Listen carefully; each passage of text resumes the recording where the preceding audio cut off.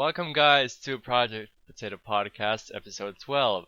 I'm Potato Network, and today we have Cyber Posix and Netscape with us. Yo, what's happening, guys? What's going on, guys?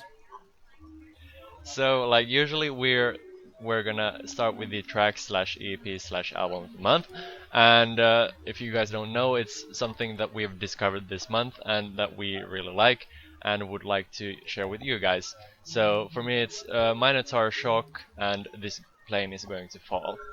Okay, so for me, it was not really a track that I've discovered this month, but it's not a track, sorry, an album. But it's an album that I've been listening to a lot lately, ever since its release back in 2015. It's Etherwood's Blue Lee's album, his second album on Hospital Records. It's a lot of like liquid drum and bass, and it's really the foundation of like my music and how like my style came about. So I like highly recommend it to anybody. It's really good. It's really good. Yeah, and mine is much different. I like to go more, which is weird to say. It's more of like a melodic idea. It's a Second Guess by Ashworth. It's like a tropical. It's more of like a house feel to it. And if you listen to my music, I don't have a lot of that. I'm more of a dubstep or a melodic dubstep kind of artist. But with Archeos, I do a lot of the tropical stuff and house stuff, and it helps to kind of get the idea. So listening to that kind of stuff really helps making the music and everything. That's true. That's true. I'm usually behind the liquid drum and bass and the chill out for Arceus, because that's just the kind of stuff that I'm really into. Really into like deep pads, pad led basses, a lot of the like I don't know, like the smaller stuff in music that's not really out there like on the radio and like the Billboard Top 100 and stuff like that. It's really what I'm into. So on to the actual interview, guys. Who are you and where can we find you? Social media and such. Okay, Yeah. So Cyber Posix, you can find me on SoundCloud, Facebook, Twitter, Bandcamp, but I haven't really uploaded a lot there, not yet. And then there's Tone Den, but Tone Den's I guess it's like another SoundCloud, I suppose. I just like post tracks there. And I guess you can find me on YouTube, but my YouTube channel's been dead for like at least like 8 months. So I'll comment on every video here and there. Yeah, you can find a lot of my stuff on my SoundCloud if you're looking for my music. I use my Twitter, my Instagram, Facebook, basically all social media. You can find me.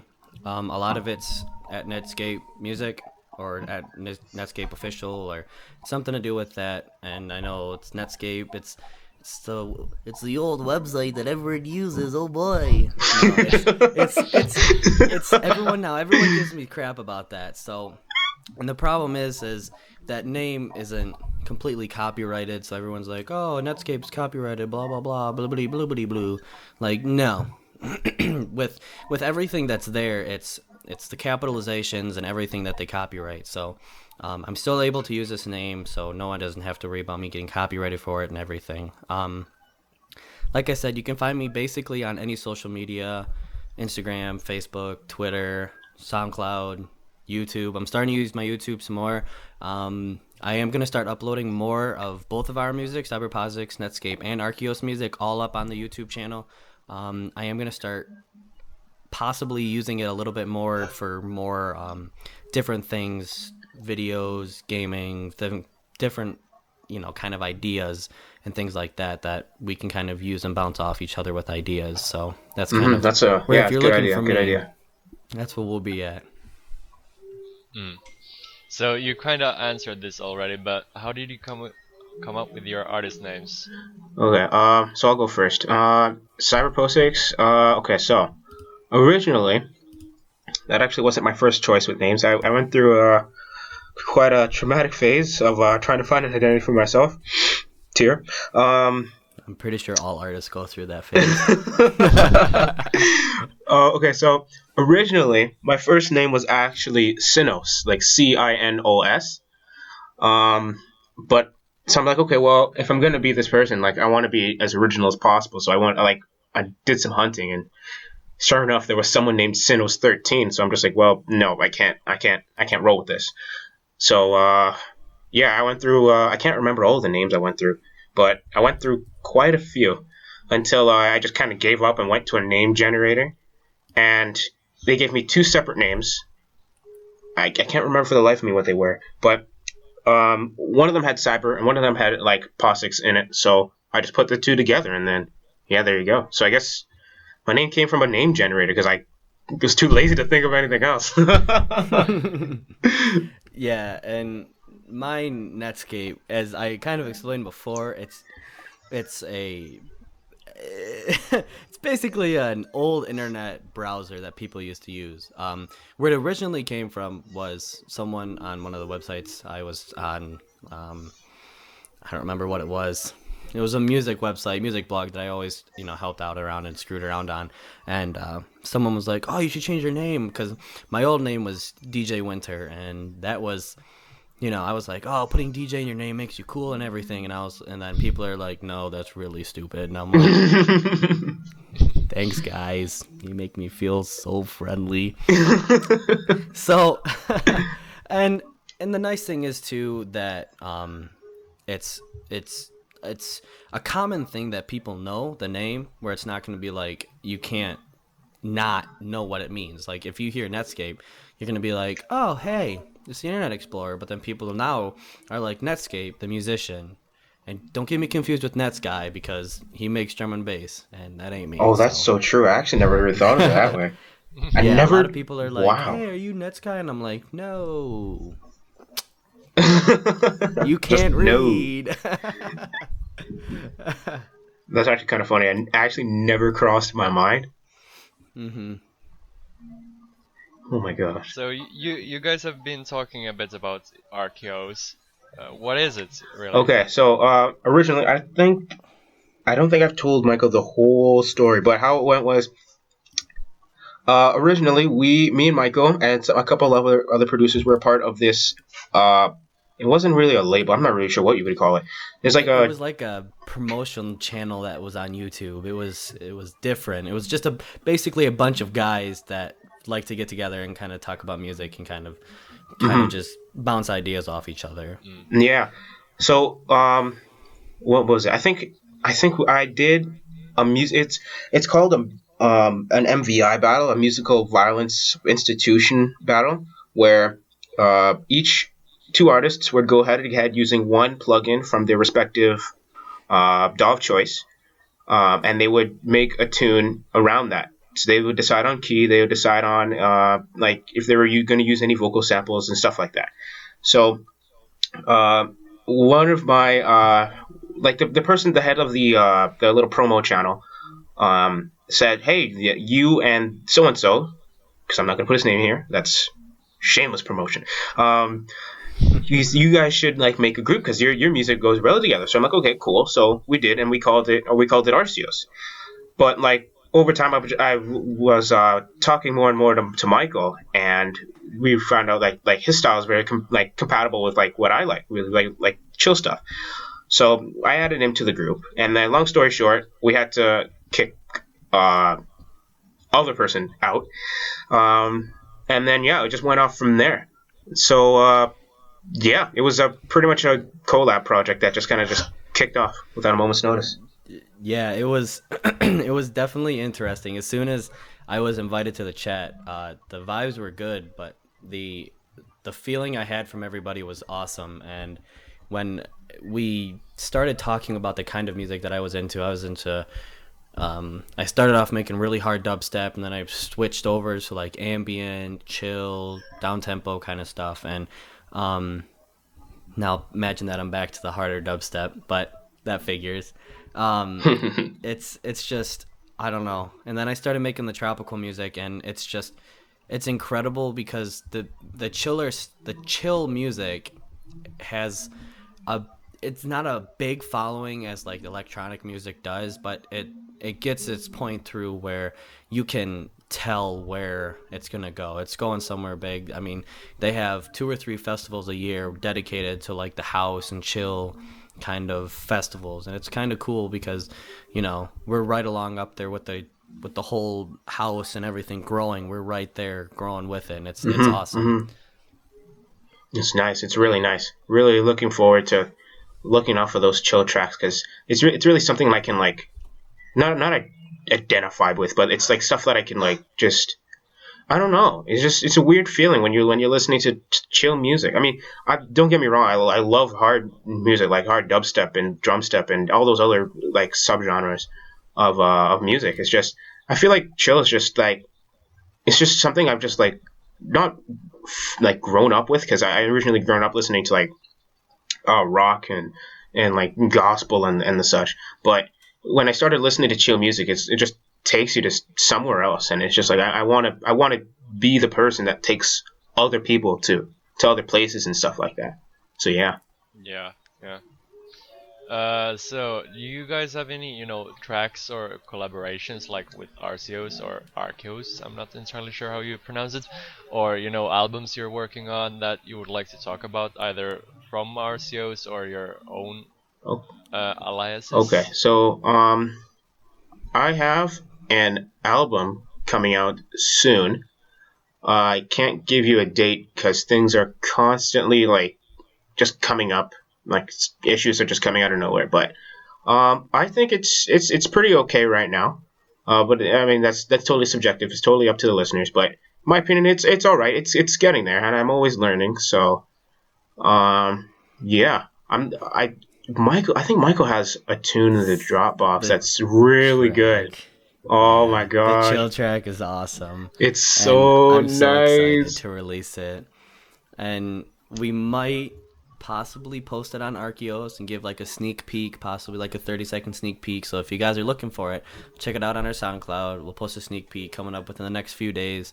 We'll have that kind of an idea to kind of give you guys an idea of what the album's going to sound like. But it's so much fun working on this album. It's crazy to just kind of see it come together and what we're kind of coming up with. So yeah, sorry. Oh wait, don't die over there. Yeah, but yeah, I was about to ask you, how long have you guys been producing? Okay, so I've been producing since about July, August of 2014. So not counting this year, it's been about a year and a couple months. So I haven't been producing very long, but I guess when it comes to music, I pick up really quickly. So yeah, I mean, still learning and stuff like that. So no worries. Yeah, and I've now, not to seem old or anything, I've been DJing, mixing, making music, doing the whole bang for about 6 years. Ooh, Grandpa! Oh my gosh! So I started about 6th grade, just kind of experimental kind of stuff, working with it. I started picking up music, and music's been a huge inspiration for me. So for as long as I've been doing it, not only just has it made me a better musician making electronic music, but I've written like orchestral pieces, and I've written drumline pieces and bell pieces for band and concerts and stuff like that. So the longer you produce, it shows you how it can teach you to basically grow as a musician. When I started producing, I was basically like this little tiny ghost producer making nothing, making this little tiny dubstep in his little work in his room on my little That's tiny, awesome, man. my little computer, my little notebook computer. And now I'm stepped it up, and it's nice to just kind of see where music has taken me throughout my life, and for the last 6-7 years that I've been doing it, it's awesome. Oh, speaking of which, actually, when you said orchestral music, I think back in grade 10 or 11, I think I think that's when I showed an interest in writing music, and I went like at the time I didn't know about it, like FL Studio or Reason or Cubase or all those other like big name DAWs. I went on like to online and like applications, online applications, such as Soundation. It's like a little. Well, it's grown pretty significantly since I left, but Soundation's like an online music I'm just gonna go with application because I have no idea what it really is. Mm. But yeah, I started there. They have a whole. It's like a. They give you a choice between like messing with like MP3 and WAV audio clips and slapping something together, or you can make something from scratch.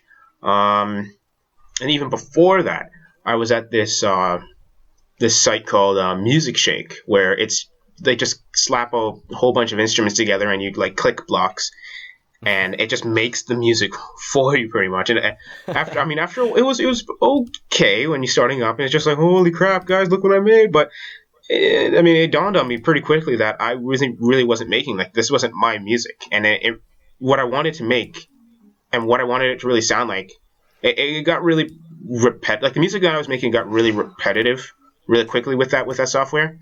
So yeah, when I found out about FL Studio, that's where things really stepped their game up.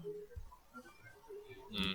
Speaking of DAWs, what kind of equipment do you use? Like software, hardware, FL Studio. What DAW?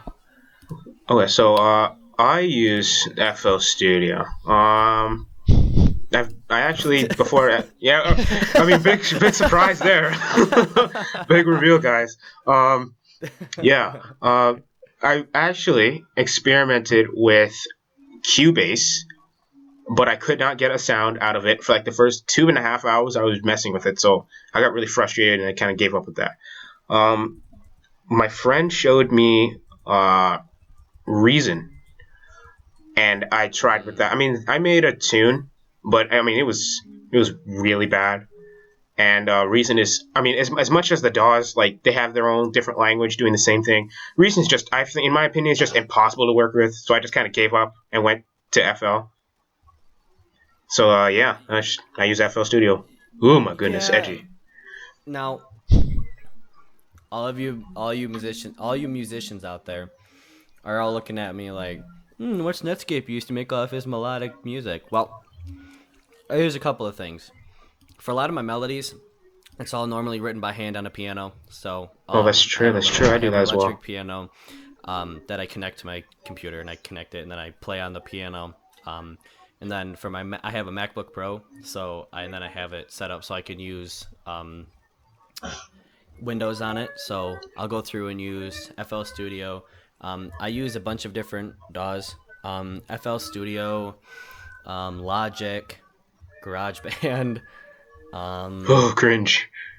Yeah, Ableton. A lot of stuff that you use, that you hear and that you have to spend big money on, and basically stuff like that. I've basically started working on and just kind of just getting ideas and using that kind of stuff. It's nice to have external equipment, like DJing. Like if you're just an up and coming DJ and you're just working on mixing your music up and just kind of doing some like live remixes and stuff like that, get your hands on a nice turntable. You can get a nice cheaper one. I know Newmark makes a couple of cheaper ones. That's true. Tractor makes some nice ones. So Pioneer just makes some kind good of ones as well. Yeah, yeah, Pioneer. Pioneer. If you want to spend the best bang for your buck, you're probably gonna want to go with the Pioneer. Tractor is pretty good too, but any of those programs and those like equipment that you want to use, they're the best to kind of get your idea for them. If you guys are looking for a good headphone, it's weird. The Audio Technicas are awesome, Yes, but honestly, so good, but so good. I know everyone's gonna hate me for saying Beats, but like I have Beats. I got them with my computer, and I absolutely love them. The bass is nice. It's still a tight bass. Hmm. The highs and lows are both sound good. So they're not bad, but you can always upgrade. I got a pair of Newmark headphones that I use for live mixing. So I it's think. it's Oh, just whatever you can sorry, get your money on. No, sorry, go ahead. sorry to interrupt, but I think with beats anyway, I think that might be a not a touchy subject, but I think why everyone like music producers in general just hate on beats is because um like a lot of just listeners and like the audience in general is like really looking for bass Like they don't really care about anything else. Not like us Yeah. music producers. Like, and with you can go to the store and just get like some secondhand headphones, and they'll just have like just bass like up and ready in your ears. I think the thing with bass is just like that's what it is. The it's for the audience, not necessarily for music producers. Because when you're mixing music, you want a flat sound. You don't want any sort of like any frequencies, any lows, any low mids, being in your like headset or headphones or speakers or whatever you use to mix, because it's gonna like when you play it out loud, like in your car or like through some sort of site, it's gonna sound totally different. So yeah, like Michael said, you're gonna want to get like Audio Technicas. Audio Technicas are really good. There was actually before I started mixing with Audio Technicas, there was actually one. Uh, JVCs I think are, in my opinion, are good. Um, the mid range is a bit muddy, just a tiny bit, but and I'm still working on like my mixing personally. But yeah, beats are good, Audio Technicas are good, and JVCs in my opinion are really nice. So yeah, go for it. Yeah, agreed. And last but not least, do you have any tips for new producers? Okay, so for new producers, I'm gonna say that it. Okay. Oh boy. Uh, 'cause, okay, so from a personal standpoint, I'm gonna say not not just like throw yourself in it, but music theory. Music theory is really, really, really important. Not so important that like your songs are gonna sound like trash if like if this note doesn't mesh with this note, but it's important to have some sort of like basic knowledge of music theory. I'll hear a lot of tracks from like young artists, and uh, I mean, it's completely subjective, but in my opinion, they don't sound as good as they could be if they learned some music theory. Um, it sounds pretty biased coming from me because I kind of grew up around it, but I think without music theory, without getting into that like sort of level of depth where you understand what's happening in the music, I really don't think you could, not write amazing music, but just like I feel like you're just it's kind of like you're destroying your foundation before like things ever really get built, something like that. Um, so that's one. Just have some sort of basic understanding of music theory so you can get your head out the window. Secondly, um, don't please don't ask for collabs from like big people. I've had a lot of people asking for collabs ever since my release on Most Addictive Light.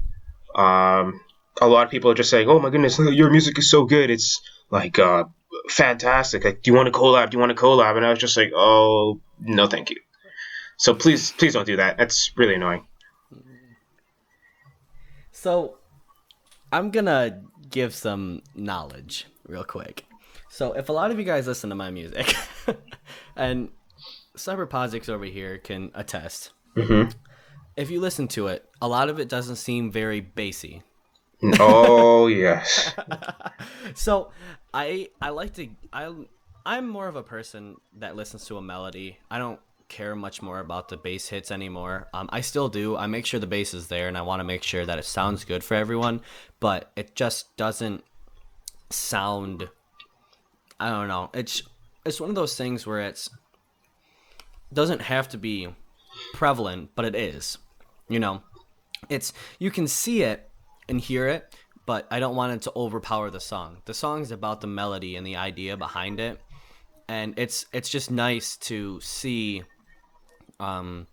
like these ideas and melodies come together, and it's one incredible thing when you just don't have to do any of this.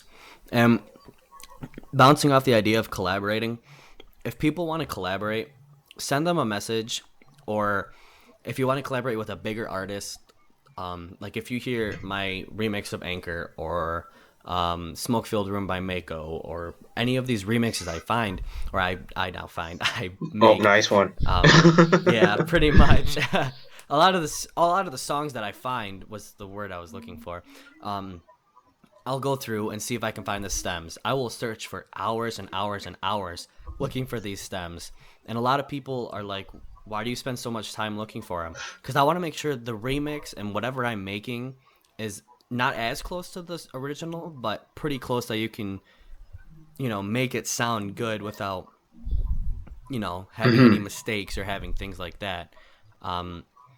Making sure, and another good tip is make sure not to say you need connections, but knowing somebody helps a lot. And with myself and Cyber Posix, when we created Arceus or Arceus or however anyone wants to pronounce it, really as of this point, matter. it just really doesn't matter anymore. And we both, didn't dive into the music industry head first. We had a little bit of background. We had someone help promote us. We had someone to help do that. So find a collective, find some people that have the same interests as you. Start talking to them. Everyone in the music industry, except for the people that are really, really like high up in the music industry, are really stingy about a lot of that stuff. But a lot of the artists will take a look at your music. Skrillex has like the Oslaw selects. So they select music all the time. One of my friends who lives in Chicago just got featured on there, and he's becoming real big.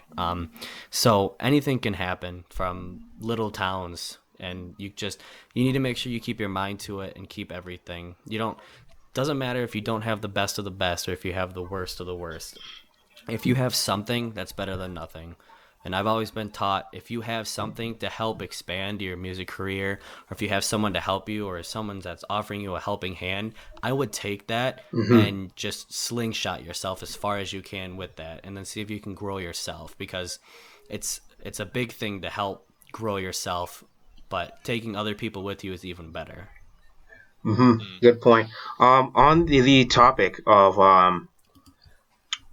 like your tracks not having much bass in it, I think music nowadays has not. I mean, this might sound like really snobby and pretentious, but a lot of music's got to like step out of the box.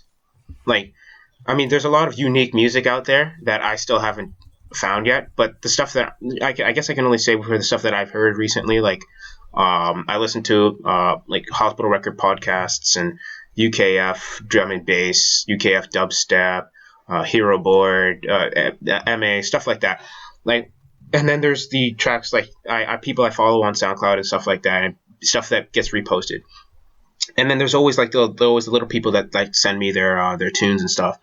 I think you have to, in order to make your tracks sound different and like set apart from all the other like sick wubs and stuff like that, you gotta just dive into like just a world of just like different kinds of music. Like when I first started out, I was just listening to just pure liquid drum and bass, like just for days. Just that's all I would listen to. And then one of my a good friend of mine showed me a tune, and I'm just like, oh wow, this is really nice. What's it called? And he said, oh, it's oh god, I don't want to say it. Future bass, and I'm just like, oh my gosh. And nowadays everyone hates future bass, but that's besides the point. Hey, that is not true. Hey now. I've been experimenting. Future bass is coming back. It is. House. I feel like it's just that underdog. It's oversaturated just a tiny bit. Like everyone and their grandmother's just making future basses. But going back to that, like as somebody somewhere had to be listening to something else in order for that genre to thrive. Like it's something totally different. Like I actually never would have thought of combining like ridiculous sounding saw waves with like trap drums. That sounds unbelievable, but it sounds so good when you put it together. It's what I'm pretty much saying without rambling on is you just gotta it's not called stealing anymore. It's pretty much, and once you put it on the internet, it's fair game. You want to like take people's ideas, people's motifs and stuff like that, and you want to like mold it into something that you've created. You don't want to steal like artists' ideas, because that's just wrong. Like plain and simple. Well, but I mean, if you really look at music nowadays, though, it really is basically taking other ideas and just sharing them and just creating them in your own style. That Yeah, is, yeah. That's what I'm you can saying. use you can use the ideas as other people, but don't like don't be that person that just takes other people's music. Like you don't want to take like if I'm gonna go and like take Michael's track and then just speed it up or slow it down or just take the raw file and just put it on SoundCloud and call it my own music, that's just disgusting. That's gross. Don't do that. Stay in school, kids. So yeah, man, just keep it real. Just keep it 100. I can't believe I just said that. Oh my gosh, I need to go back to school. Nah, I kid. Stay in school, kids. Anyways, so yeah, what I'm saying is pretty much you gotta just look for inspiration in any and every piece of music that you find. Or yeah. Just let's keep it that way. Yeah, so I think you guys are going to feature a couple of your tracks at the end. Do you want to, shortly talk about them or? Okay, so that sounds pretty. That's a good idea. So, my tune that I'm going to be sharing with you guys is actually an Arceus tune. It's called "Stay with Me Forever." It's a liquid drum and bass tune. What I did with it this time was it's like a lot of drum and bass tunes now are like written well, drum and bass now as if it was ever written in any other tempo. Oh my gosh, it's in 4/4. But what I did was I wrote like a small little arp in 3/4, and I wrote it in like halftime and stuff like that. I'm just gonna give you guys like a little breakdown of the tune. So I wrote it in 3/4 originally, and it originally was supposed to be a 3/4 tune. But then I was just like, well, what if I just had 3/4 going against 4/4? So I'm just okay. Well, let's roll with that. And yeah, history was made. And you can probably find it on HD Dub Rave. It's got a lot of traction there. So yeah, that's my tune. Arceus, Stay With Me Forever. Yeah, that's about it. What are you laughing at? Nothing. Anyways. No, so, whoa, pause. No. It's not about what you said. Okay. Anyways, All right, cool. So my track is Anchor, and a lot of you guys know the Anchor by Tritonal. Oh my gosh, I just saw. And everyone understands that it's a remix, and people are like, oh, how do you feature Arceus or Arceus or however? Like, people are always like, how do you feature yourself? Well, what we do is we get together and we write the stuff together, and then we just we can feature ourselves because we're using both melodic ideas, where if I wrote it myself, it would be just Netscape. If he wrote it himself, it'd be just Cyber Posix. So this is Anchor. This is one of the biggest songs that I personally have had, and this is a huge song for Arceus too, because this is one of our biggest releases for ourselves, for the both of us and for myself. Totally the biggest tune like I've ever heard. It's fantastic. It's fantastic. Crazy. Yeah, so I think that's about it. Thank you guys so much for joining with us today, and yeah, I'm really glad this happened. See you until next time. All right, thanks for having us. Alrighty, take care, guys. Stay in school. Bye. Peace out.